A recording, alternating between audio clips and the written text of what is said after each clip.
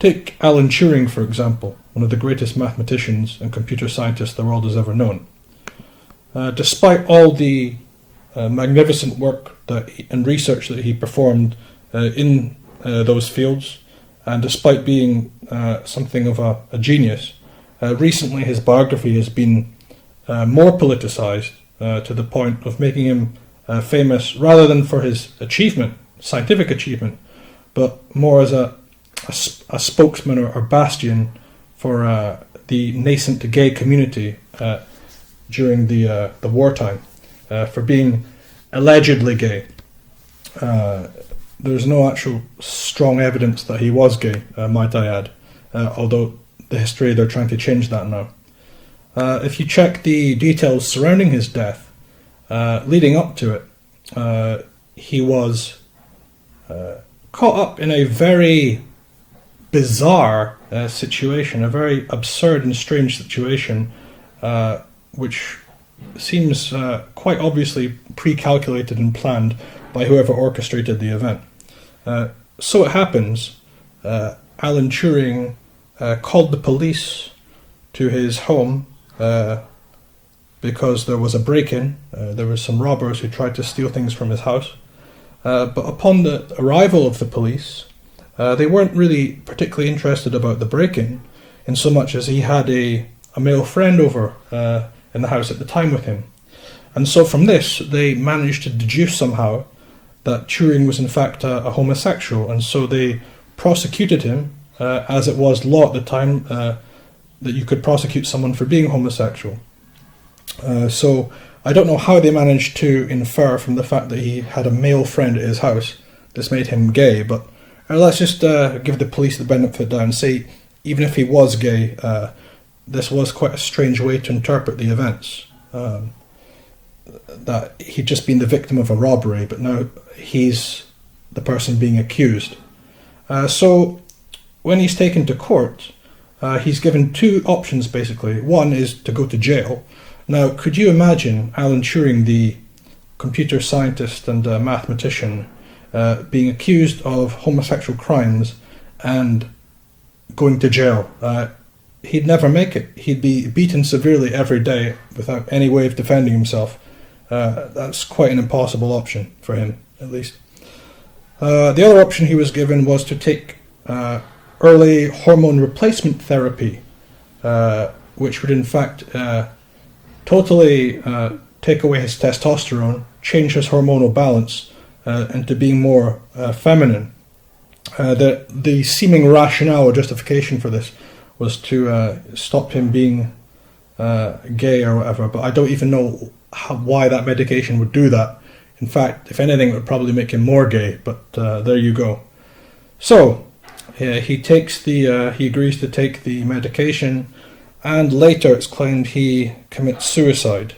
So, again, is this suicide? I mean, I suppose we'll never know, but what we do know is we have somebody who works very closely with military intelligence during the war, and there's a bizarre event in which he is, instead of being the victim, is now the person accused, and now he's put on hormone replacement therapy in quite a bizarre turn of events, and he ends up dead. Quite convenient, might I add, for the military intelligence, who now have just gotten rid of the man with many of their secrets. Probably many secrets that they didn't want the world to know. So they've used him for his scientific prowess. He's helped them develop their machines or whatnot, and now they've conveniently got rid of him, although allegedly it was suicide. But when we take into account the bizarre run-up to events predating that, suicide seems somewhat less likely. If you still don't believe me, if you think I'm conjecturing too much, let's move on to Stephen Hawking. Stephen Hawking supposedly had motor neuron disease. People with motor neuron disease have, scientifically speaking, a predicted maximum of 10 years to live. No more than 10 to 15 years. Okay, maximum. Motor neuron disease is deadly. It will kill you in that space of time. You're not going to go beyond that. However, Stephen Hawking lived into old age. Is this a miracle? Does Hawking's body defy the science which he himself was an advocate of? Is he beyond science? Is he some kind of, physicist god who does not obey the laws of physics? Is he superhuman? Can he have motor neuron disease and live like 50 years beyond his due date of death? What I think would be a more obvious explanation was that he never had motor neuron disease at all, and that he was in fact poisoned by the establishment, used later as a scientific mouthpiece to voice their propaganda, sitting in his little chair saying the things that they want him to say.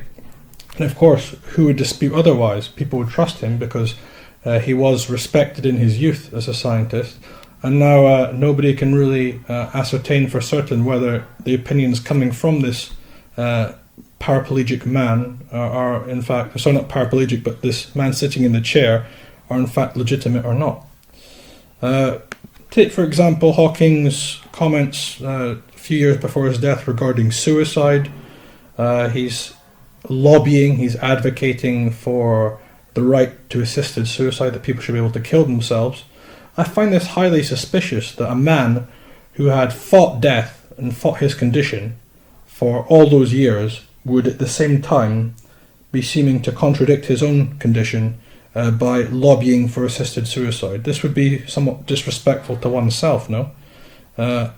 What's probably more likely is that this is no less than a cruel and ironic manipulation of the fact that Hawking is not in control of what he says and is being used again as a voice for Freemasonic propaganda, since assisted suicide would be extremely legally convenient as a gateway to future genocide. Okay, still don't believe me. Well, let's take the personage again of Professor John Nash from Princeton University, made famous in the movie A Beautiful Mind starring Russell Crowe. Professor John Nash, one of the forefathers of game theory and also cryptographer during the Cold War, supposedly came down in the middle of his life with psychotic episodes and delusional thinking, as he was diagnosed as being schizophrenic. However, his personality had always exhibited great signs of falling strongly within the autistic spectrum, as many mathematicians do, and it is a well-noted phenomenon in psychiatry that autism spectrum disorders and schizophrenia exhibit somewhat antagonistic or opposite traits of illness.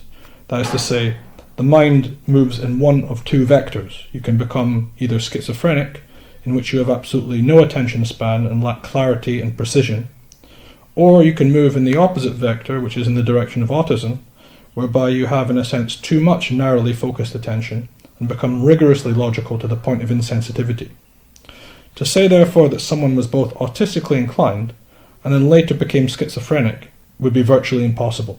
In fact, that would even be less likely than the probability of a normal person becoming schizophrenic, precisely because schizophrenia and autism rank on separate sides of the cognitive spectrum. Would it not make more sense, therefore, that just like Turing and Hawking and Nash had been exposed to one of the many secrets of the military-industrial complex also, and rather than just outright murder the guy, they sought to humiliate and destroy him in the same sadistic manner that Hawking and Turing had also been humiliated and destroyed in the run-up to their deaths. Indeed, Nash had been subjected to extensive sessions of electroshock therapy and oral lithium medication, which made it virtually impossible to hold a conversation, let alone conduct abstract mathematical operations, or even expose the political reality about the Cold War that he had witnessed.